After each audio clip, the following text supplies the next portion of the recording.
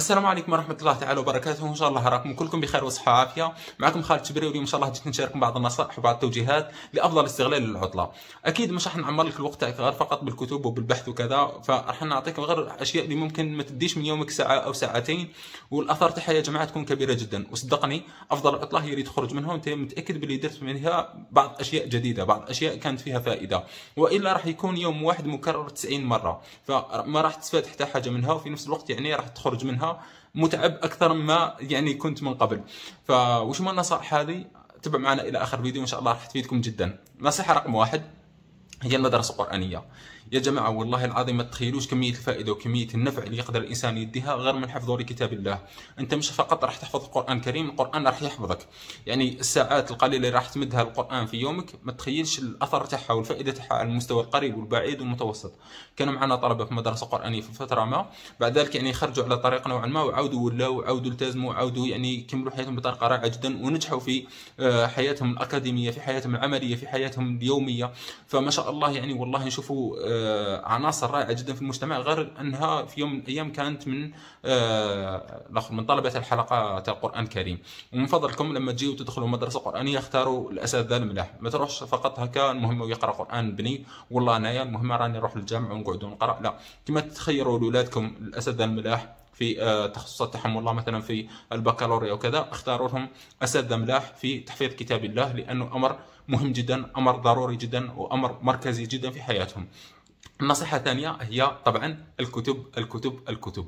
صدقوني والله اثارها كبيرة جدا. ممكن الانسان يظن فقط انه يهز بعض المعلومات بعض الافكار، ولكن راح تتعلم اشياء كثيرة جدا، منها انك ترتب افكارك، منها انك تعرف تحاور مع الناس، منها انك لما تجلس مع الناس تعرف تتناقش، تعرف تحكي، تعرف تحاجج مثلا. فاشياء كثيره راح تتعلمها من الكتب، يعني اللي ما تقدرش تتعلمها في مكان اخر يعني حتى. فهذه الحاجه المفيده الاولى من الكتب. الحاجه الثانيه هي انها تعطيك معرفه عميقه بالموضوع اللي انت راح تقرا فيه الكتب هذه.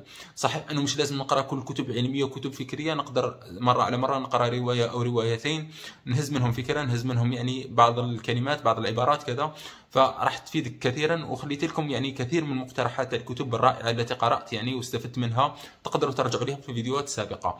النصيحة الثالثة هي العمل. العمل يا جماعة والله حاجة يعني جد ضرورية وجد مهمة.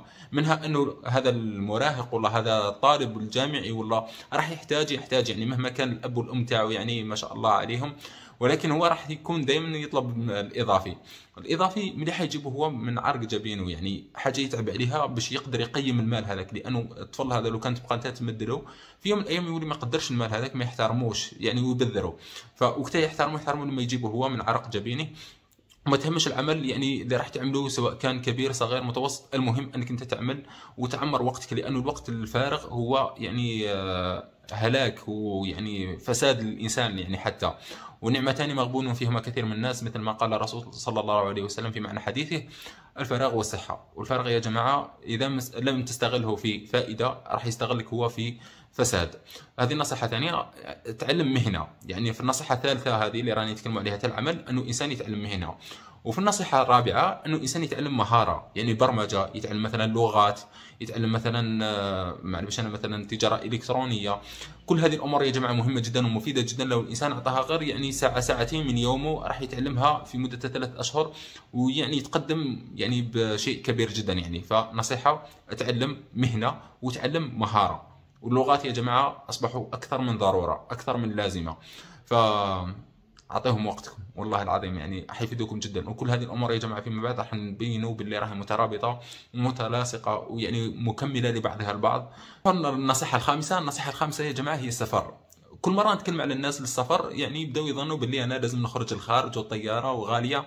لا، انا والله في الغالب يعني السفر تاعي يكون بيجي صغير جدا، يعني نقدر نتكلم على 500 الف، نتكلموا على مليون على الاكثر مثلا. مده 10 ايام تا اسبوع يعني تقدر الانسان يسافر مثلا ولايه مجاوره، يقدر الانسان يسافر ولايه داخليه ربما مش معروفه. مثلا تقدر تسافر مثلا دوكا احنا في الصيف ما نقدرش نسافروا الصحراء، والا انا واحد من الناس اللي نفضل جدا رحلات للصحراء، سواء غردايه، المنيعه، تمراست كذا. فرائعين جدا والله. راح يعطيوك اشياء كثيره جدا، غير انك راح تشوف اماكن جديده وتشوف ثقافات جديده.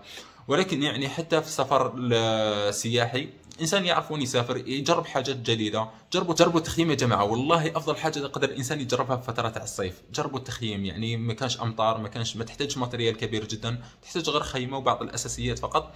والتخييم راح يعطيك اشياء كثيره جدا، غير يعني السفر وتبات في غرفه وكذا مع اصحابك. لا، جربوا تخييم، يعني تباتوا في خيمه وتشعلوا النار تاع المخيم، رائعه جدا.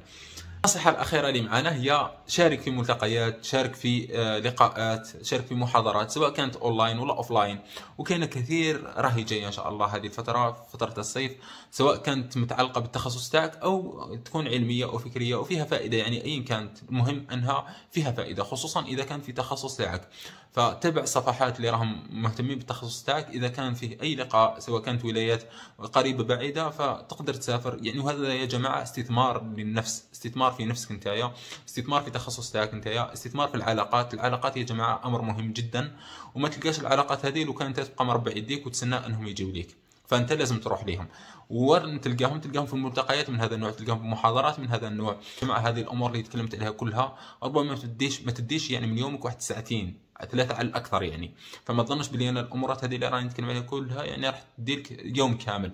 ملتقيات ممكن ملتقى 1 2 في العام يكفيوك. مثلا لغات يعني حاجه اللي راح تستمتع بها. انا في كثير من الاحيان كنت اتفرج فيلمات، كنت اتفرج مثلا نسمع بودكاست يعني وانا نمشي وانا قاعد نتحرك. مثلا كتب ما تديش من يومك مثلا ربما نصف ساعه. لغات مثلا كنا تكلمنا عليها، مثلا مدرسه قرانيه، قران تقرا ساعه في اليوم خير وبركه.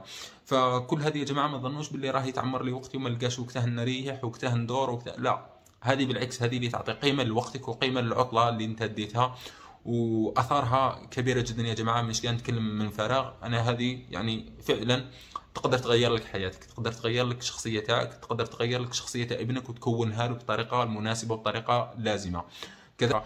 يعني كل هذه الامور راح نعطيها في صفحتنا على الانستغرام. فاتمنى انه افكاري وصلت، اتمنى انكم تستفادوا من هذه النصائح. واذا كانت نصيحه اخرى نسيتها، فكره اخرى تحبوا ان نطرحوها ان شاء الله في الصيف هذا، كتب تحبوا ان نتكلموا عليها، خلوها لي في التعليقات، ان شاء الله راح نشوفها ونتكلموا عليها ان شاء الله في التفاصيل. السلام عليكم ورحمه الله تعالى وبركاته.